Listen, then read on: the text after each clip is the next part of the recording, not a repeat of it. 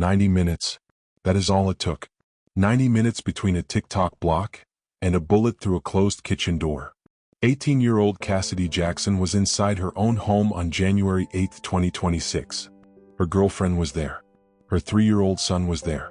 It was just after 2 in the afternoon, a regular Thursday. And then somebody knocked on the door. She opened it. She should not have had to think twice about opening her own front door. But the person standing on the other side had spent the last 90 minutes making a series of decisions that would end Cassidy's life before the sun went down that day. This is the story the community needs to hear. Because Cassidy Jackson did not die because of bad luck. She did not die because of circumstances beyond anyone's control. She died because someone made a choice, and then another choice, and then another one, until there was no going back. Stay with me, because this one is going to make you feel something. Welcome to Unseen Stories. What is important right now is that we get this right. Because Cassidy Jackson was a real person. She had a real family. She had a real child. And her story is not just another headline to scroll past. It is a conversation our community needs to have. And we are going to have it today together, with respect, with truth, and without looking away from any of it. Now, before we get into what happened on that Thursday afternoon, we need to understand who Cassidy was. Because when the media covers cases like this, they have a habit of reducing people to the worst moment of their lives, to the moment they became a victim. And Cassidy Jackson was so much more than the moment her life was taken. So let us start from the beginning. Cassidy Jackson was born on October 27, 2007, in Baton Rouge, Louisiana. She grew up in the Eden Park neighborhood in the central part of the city.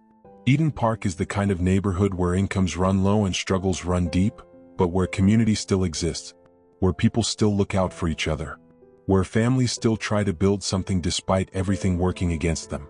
Cassidy grew up in that environment, and from what everyone who knew her says, she absorbed the strength of it without absorbing the hardship of it. Her family gave her the nickname Stank. Now, before you react to that, in black families, the wildest nicknames come with the most love attached to them. And that nickname reflected exactly who Cassidy was. Playful. Goofy. The kind of person who could find something to laugh about in any situation and make everybody around her laugh too. Her mother, Devastika Jackson, described her like this. She was goofy.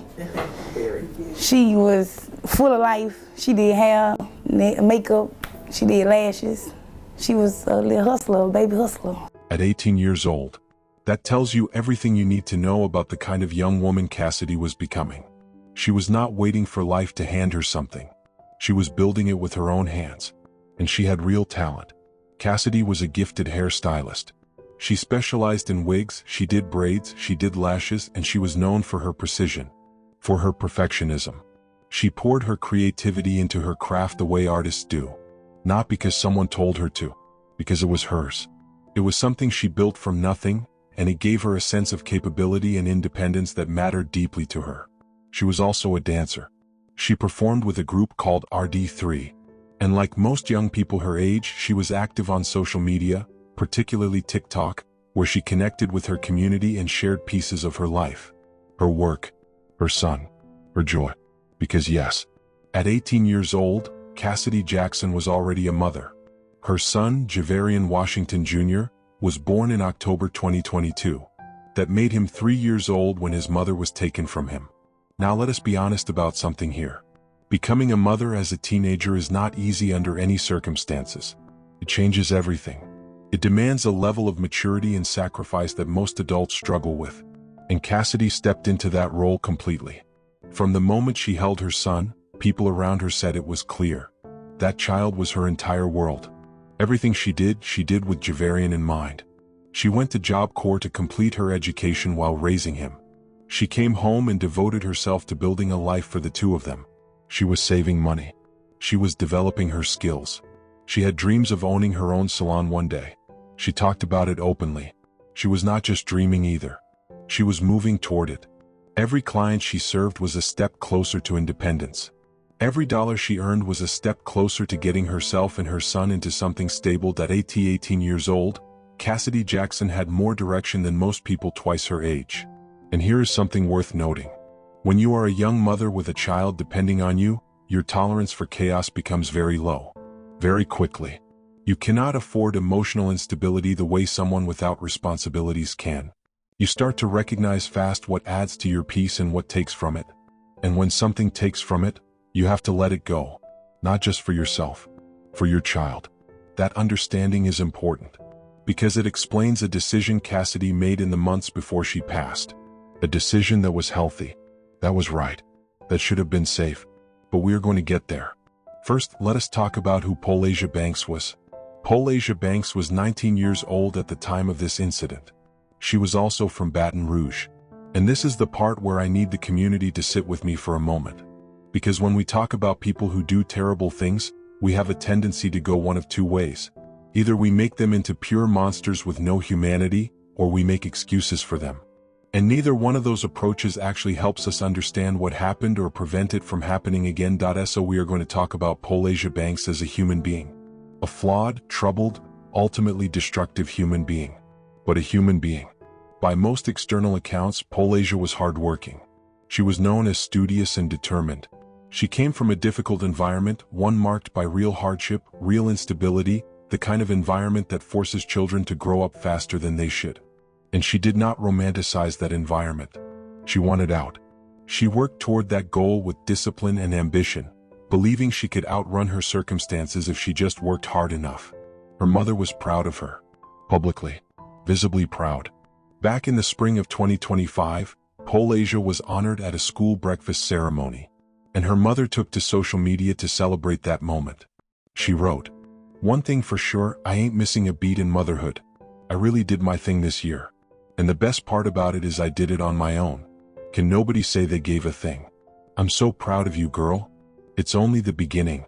You have set a great example for your siblings." Read that again. A mother proud of her daughter. A daughter who had set an example for her siblings. A young woman who was, by her family's account, doing the right things.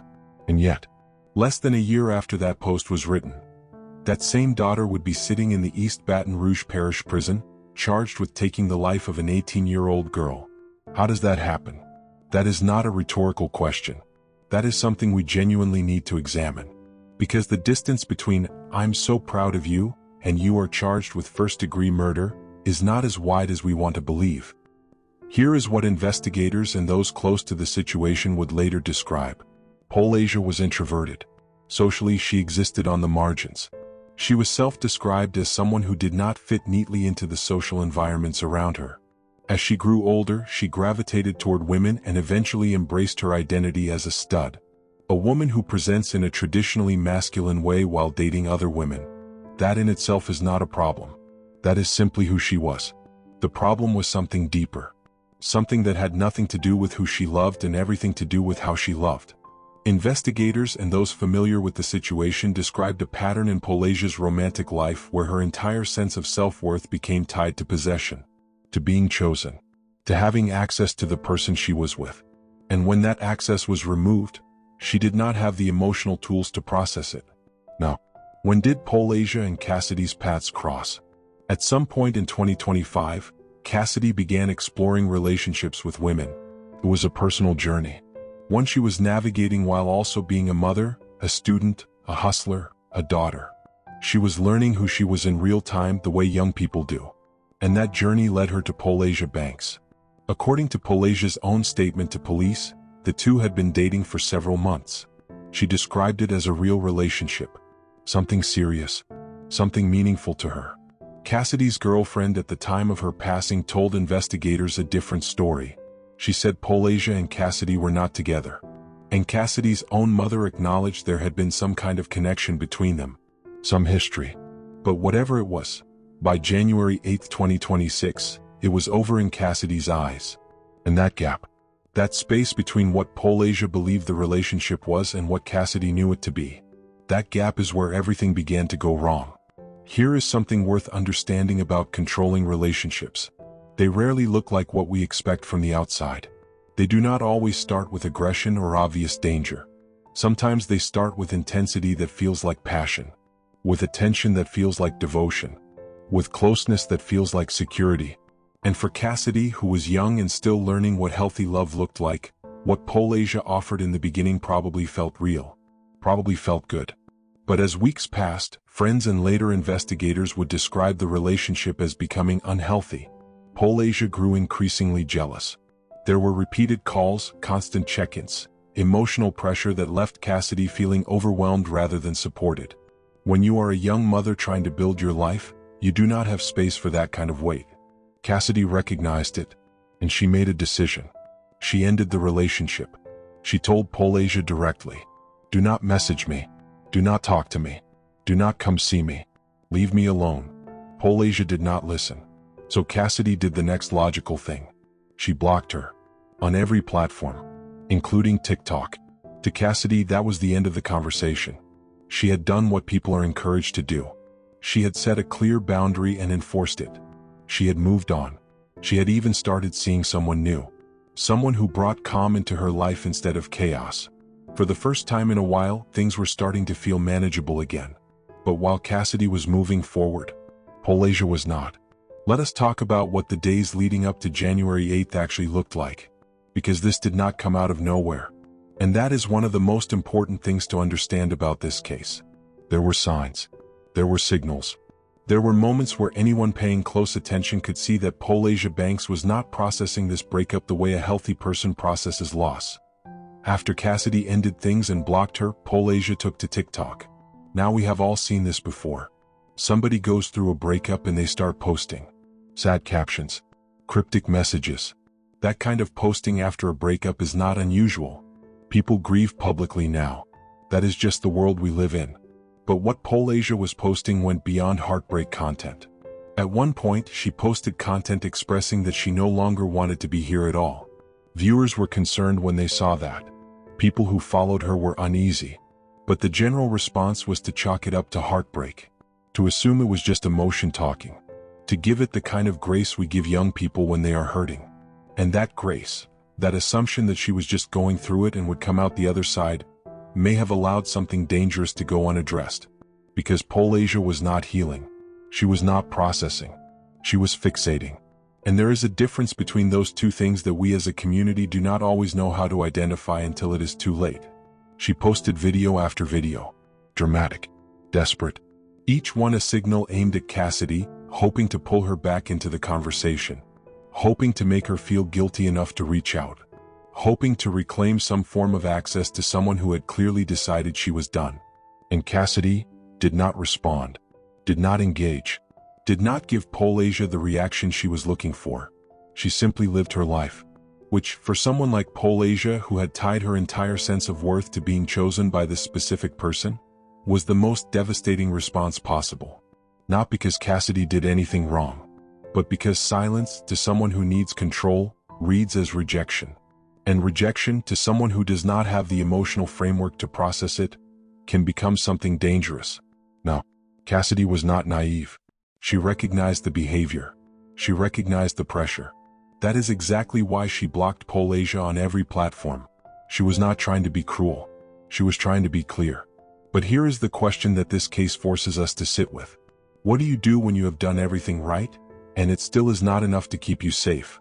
We tell people to leave unhealthy relationships. We tell them to cut contact. We tell them to block, to move on, to focus on themselves. Cassidy did all of that. And she still opened her door on January 8, 2026, and did not survive what walked through it. That is not a reason to stop doing those things. Those steps are still right. They are still important. But this case is a reminder that setting a boundary only works if the other person has enough respect for your humanity to honor it. And when they do not, we need to be talking about what comes next, what resources exist, what warning signs to escalate, who to call, how to stay safe. We are going to come back to that before this story is over. But right now, let us walk through what happened on that Thursday, January 8, 2026, Baton Rouge, Louisiana.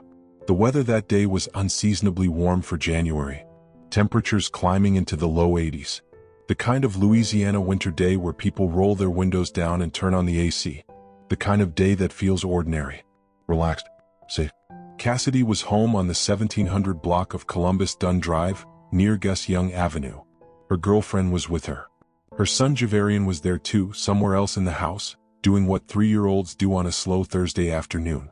Cassidy was just existing, moving through her day. There was nothing special about it, nothing to suggest that anything was coming. She was simply home in her own space, with people she trusted around her. Meanwhile, a few miles away, something else was unfolding. According to what Polasia later told police, she tried calling Cassidy around noon that day. No answer. She tried again. Still nothing. She sent messages. No response. By 1:30 in the afternoon, Polasia had been sitting with that silence for 90 minutes. And instead of letting it go, instead of stepping away from her phone and giving herself time to calm down, instead of calling a friend, a family member, anyone who might have talked her back from the edge she was standing on, she checked TikTok. And that is when she saw it. Cassidy had blocked her there too. Now, for most people, being blocked stings. It hurts. You feel embarrassed, maybe angry for a moment. You might vent to somebody about it, but then you move on. Because you understand, somewhere in your rational mind, that the other person has the right to decide who has access to them. Polasia did not move on. Within a short period of time after discovering that block, she left her house. She walked to a neighbor's home. And according to her own statement to investigators, she asked a man in her neighborhood if she could borrow his gun. When police asked her why she needed the gun, she said it was to check on Cassidy. Let that land. She borrowed a weapon to check on someone who had blocked her, someone who had told her to leave her alone, someone who had made it abundantly clear through every action available to her that she did not want contact. That is not checking on someone. That is arming yourself before a confrontation. And it tells us everything about what Polasia's state of mind was in those moments. She was not going to Cassidy's house out of concern. She was going because she had decided that Cassidy's silence was something she had the right to confront. That Cassidy's boundary was something she had the right to challenge. And she did not go alone. She brought two men with her. Two individuals who, as of the most recent public updates on this case, have still not been named or charged. But they were there. They made the same trip. They stood outside that same door. And what happened inside that house? They witnessed all of it. Security cameras outside Cassidy's home captured their arrival. Polasia's vehicle pulled up and parked right in front of the house. She and the two men walked up to the door. And then someone knocked. Inside the house, Cassidy heard that knock. Maybe she looked through the window first. Maybe she recognized the vehicle outside. We do not know exactly what went through her mind in those seconds. What we know is that she responded to that knock. She walked to the door.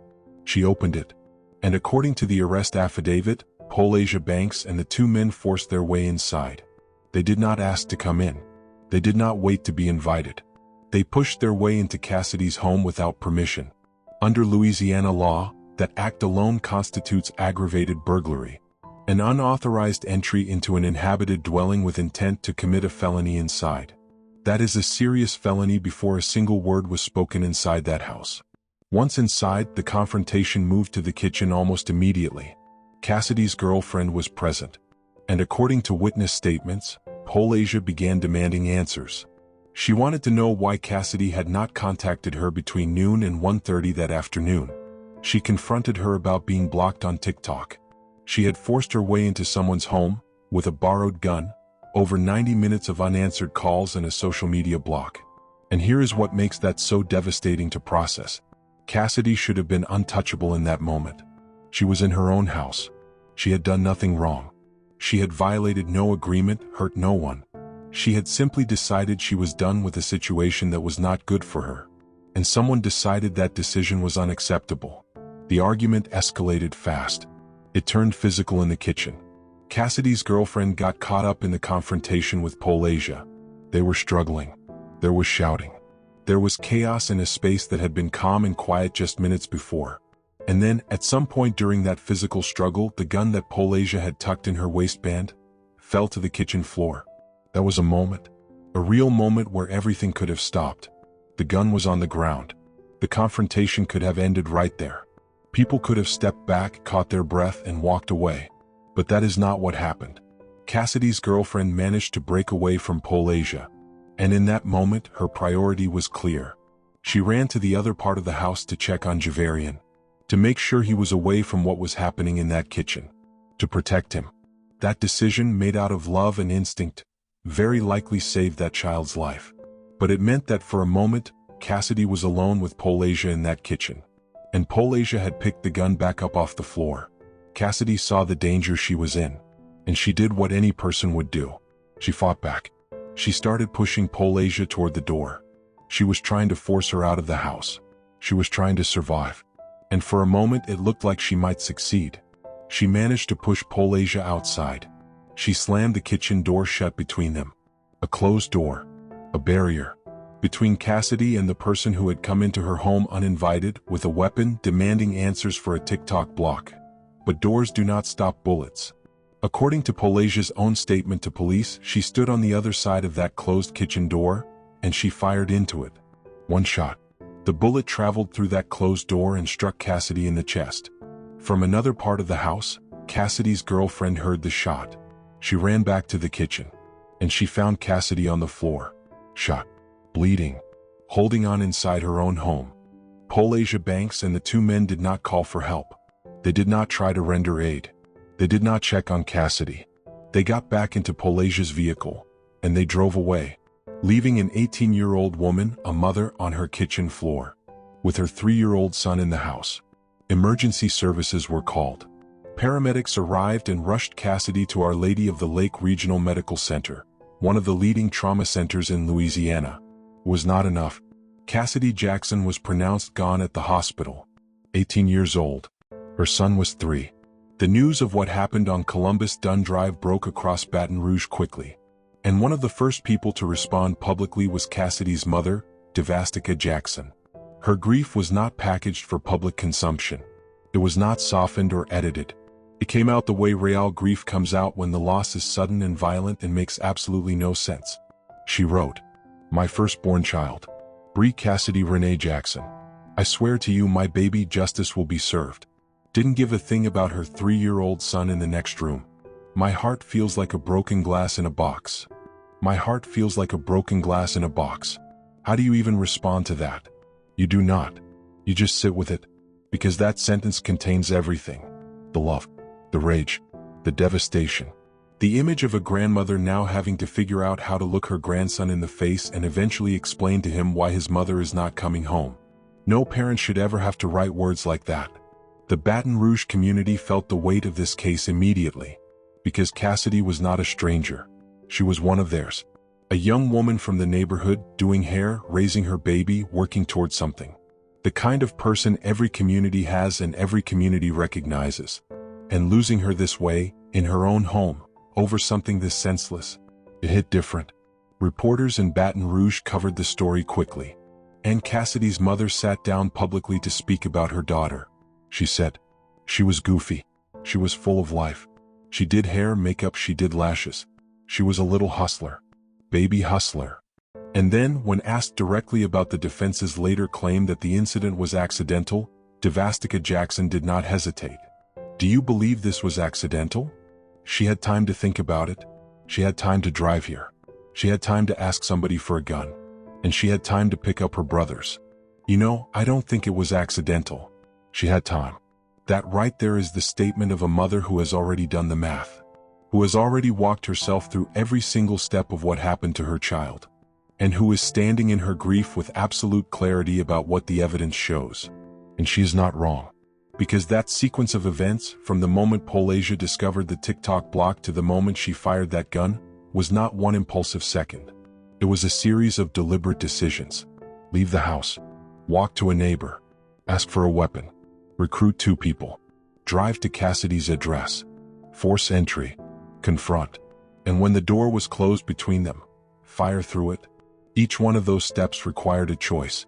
And Polasia Banks made every single one of them. Now, here is where the story takes another turn. Later that same day, January 8, 2026, Polasia Banks walked into the Baton Rouge Police Department with her attorney by her side and turned herself in. She did not run. She did not try to leave the state. She came in with legal representation already secured, and she gave investigators a full statement. She told them everything. She admitted she could not reach Cassidy by phone. She admitted she discovered the TikTok block. She admitted she went to a man in her neighborhood and borrowed a gun. She admitted she brought 2 men with her. She admitted they forced their way into the home. She admitted to the confrontation in the kitchen. She admitted the gun fell from her waistband. She admitted she picked it back up after Cassidy's girlfriend left to check on the child. And she admitted that she fired through the closed kitchen door after Cassidy pushed her outside. Those are her own words. To investigators. On record. Now, why would she come in and tell them all of that? Why walk in voluntarily and hand them a confession? This is where understanding human behavior matters. Turning yourself in with an attorney is not the same as turning yourself in out of remorse. It is a calculated legal move. You come in first. You control the narrative. You appear cooperative. You avoid being pulled out of your house in handcuffs in front of cameras. It looks better than being arrested. And it gives your defense team an opportunity to frame the story from the very beginning. And that framing came quickly. On January 12, 2026, 4 days after the incident, Polasia's attorney Sandra James Page released a public statement claiming the shooting was accidental. The defense suggested that Polasia had been an invited guest at the residence, that she had even been there the day before, implying there was some kind of ongoing welcome between Polasia and Cassidy that made her presence there reasonable. The implication was clear. Maybe this was not a forced entry. Maybe it was a misunderstanding. Maybe the weapon discharged during a struggle and was never intended to fire. Cassidy's mother heard that statement. And she responded the way any mother would. She had time to think about it. She had time to drive here.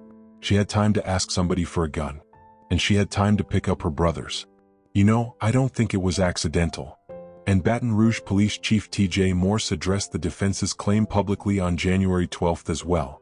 He made it clear that the investigation was ongoing, but that scene evidence and witness statements did not support the claim that the incident was accidental. Security camera footage. Witness accounts from Cassidy's girlfriend who was present for the entire confrontation. The physical evidence inside the kitchen. The fact that the door was closed when the shot was fired. None of it supported the defense narrative. None of it. Let us talk about what Polasia Banks is actually facing. Because the charges in this case are not light. And understanding what they mean under Louisiana law helps us understand exactly how seriously the justice system is treating what happened to Cassidy Jackson. Polasia Banks was charged with 2 felonies. First-degree murder. And aggravated burglary. In Louisiana, first-degree murder is not a charge prosecutors hand out loosely. It is reserved for the most serious categories of taking a life. Premeditated acts. Acts committed during the course of another felony. In Polasia's case, prosecutors are arguing that this occurred during an aggravated burglary, which under Louisiana law automatically elevates the charge to first degree. And the penalty for first-degree murder in Louisiana leaves no middle ground. If convicted, a jury has exactly 2 options. Life in prison without the possibility of parole. Or the death penalty. There is no version of this where Polasia Banks serves 20 years and comes home. If she is convicted on this charge, she either spends the rest of her natural life inside a Louisiana state prison, or the state executes her. That is the weight of what she is facing. The aggravated burglary charge carries its own consequences on top of that. In Louisiana, aggravated burglary is defined as unauthorized entry into an inhabited dwelling with the intent to commit a felony inside. The penalty is 1 to 30 years of hard labor in a Louisiana state prison. Now, Cassidy's mother said something that speaks directly to the question of intent. She had time to think about it. She had time to drive here. She had time to ask somebody for a gun. And she had time to pick up her brothers. You know, I don't think it was accidental. She had time. That is the key phrase. Because premeditation does not require days or weeks of planning. It does not require a written note or a detailed scheme. It can happen in 90 minutes. It can happen in the time it takes to walk to a neighbor's house, ask for a weapon, make 2 phone calls, get in a car, and drive to someone's address. Every step Polasia took between 1:30 and 2 o'clock in the afternoon on January 8, 2026, was a step that required a decision. And she made every single one of them consciously. That is what the prosecution is going to argue. And based on Polasia's own confession, they have her own words to build that argument with. Now, there is something about this case that has not received nearly enough attention, and it needs to be addressed directly. The 2 men. Polasia Banks did not go to Cassidy's house alone. She brought 2 unidentified males with her. 2 people who got into that vehicle. Who rode to Columbus Dunn Drive. Who walked up to that front door. Who forced their way into Cassidy's home alongside Polasia. Who stood in that house while the confrontation unfolded. who were present when the weapon came out, when the struggle happened, when the shot was fired. And then, when it was over, when Cassidy was on that kitchen floor, those two men got back into Polasia's vehicle and drove away with her, without calling for help, without checking on Cassidy, without doing a single thing. As of the most recent public updates on this case, those two men have not been publicly named. They have not been charged. They are, as far as the public record shows, still out there. And that raises a question that the community deserves an answer to. At what point does presence become participation? At what point does witnessing something and doing nothing carry its own legal and moral weight?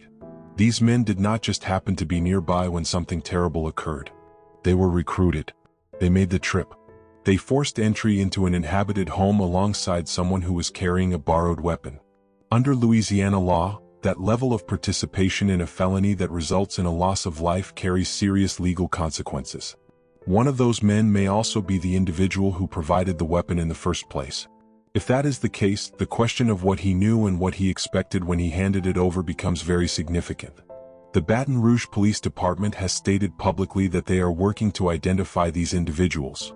But until that happens, two people who played a role in the events that ended Cassidy Jackson's life are living without accountability. Justice for Cassidy cannot be selective. It has to be complete. Now let us talk about where this case stands. Polasia Banks has been held without bond at the East Baton Rouge Parish Prison since January 8, 2026. She has not been released. A bond hearing was scheduled, but given the nature of the charges and the strength of the evidence against her, it is highly unlikely any judge grants her release while this case is pending. Her attorney has publicly framed the incident as accidental and suggested her presence at the residence was not unauthorized. The defense has significant work to do, because they are working against their own client's statement, against security camera footage, against a witness who was present in that house from beginning to end, against a closed door with a bullet hole in it, against physical evidence that tells a very specific story about what happened in that kitchen. As of the most recent public information available, the first-degree murder charge remains in place. No plea deal has been announced. No reduction in charges has been reported. The case is moving through the Louisiana court system, and Cassidy's family has made it abundantly clear that they will be present for every single hearing. Her mother said it plainly. Every court here, I will be there with a yellow shirt on with Cassidy on there. Justice for Cassidy. Forever 18. And I will be there with my whole family. So they get ready to look at all our faces. Every court. Yellow shirt. Forever 18. That is a mother telling the world that her daughter will not be forgotten. That she will not allow this to become just another case number that moves quietly through a system and disappears from public memory. She's going to show up. Every time. With her family. With Cassidy's name on her chest. And the community needs to match that energy. Because cases like this one have a way of losing momentum when the cameras move on and the initial wave of attention dies down. The family is committed. The question is whether the community around them stays committed too. Now I want to take a moment before we close this out, because there are two things this story teaches us that are worth sitting with. Not as statistics, not as talking points, as real lessons that come directly from what happened to a real person. The first lesson: leaving is right, and leaving alone is sometimes not enough. We have to stop telling people that ending an unhealthy relationship is a complete safety plan. It is the right first step. It is a necessary step. Cassidy took that step. She ended things. She blocked contact. She moved on. She did everything we tell people to do. But none of those steps address what happens when the other person refuses to accept the ending. When their response to being told no is to arm themselves and show up at your door. The conversation about safety cannot end at leave and block them. It has to continue. It has to include documentation. It has to include telling people around you what is happening.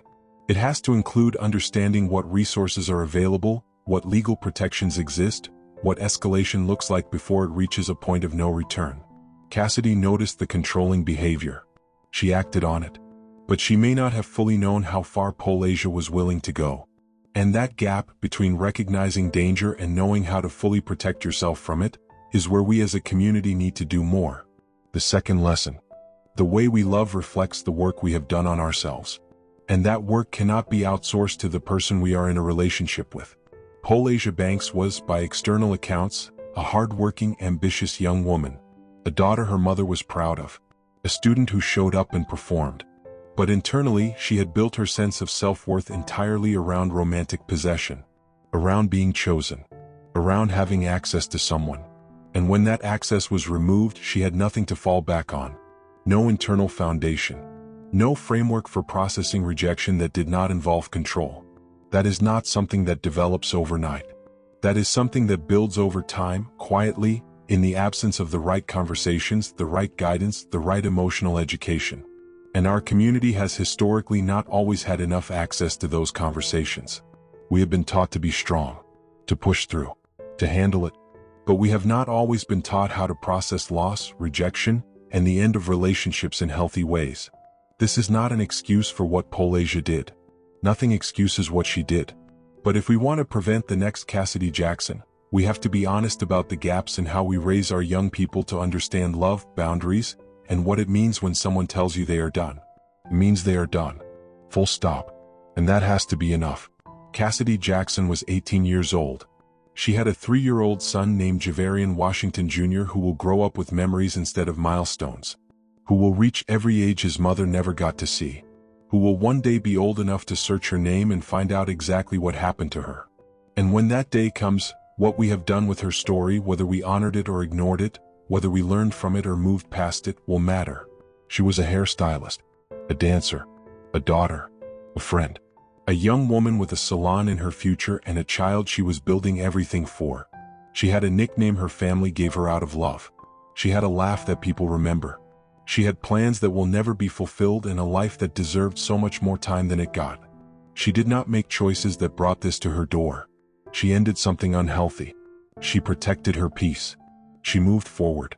And the person on the receiving end of that decision decided it was unacceptable. That is the truth of this case. And it deserves to be said without softening it. To Cassidy's mother, Devastika Jackson. To her family. To everyone who put on that yellow shirt and stood in that courtroom and will continue to stand there until justice is fully served. We see you. We are with you. And we are not forgetting Cassidy's name. To Javarian. One day you will be old enough to understand all of this. And when that day comes, know that your mother was brave. That she was building something for you. That she loved you with everything she had. And that there are people across this community, people who never met her, who are carrying her story forward because she deserved better. Because you deserve better. And to everyone watching this right now, if something in this story felt familiar to you, if you recognized a pattern, if someone in your life is showing the kind of behavior we talked about today, the controlling, the obsession, the refusal to accept an ending, the escalation when boundaries are set, please do not minimize it. Please do not assume it will pass on its own. Please talk to someone. Document what is happening. Reach out to the National Domestic Violence Hotline at 1-800-799-7233. Tell someone you trust what is going on. Your safety matters. Your peace matters. Your right to walk away from anything that is not good for you is absolute and non-negotiable. Cassidy Jackson knew that. She acted on it. And she still lost her life. So we carry her story forward. We learn from it. We talk about it in our homes, with our children, with our young people who are still figuring out what love is supposed to look like. And we make sure that what happened to her on that Thursday afternoon in Baton Rouge is never reduced to just another headline. Her name was Cassidy Jackson. She was 18 years old. And she deserved to grow old. Rest easy, Cassidy. This has been Unseen Stories. If this story moved you, share it with someone who needs to hear it. Not for the numbers. Not for the algorithm. But because somewhere out there, someone is in a situation that looks like the beginning of this story. And the right information at the right time can change everything. We will see you on the next one. Stay safe out there.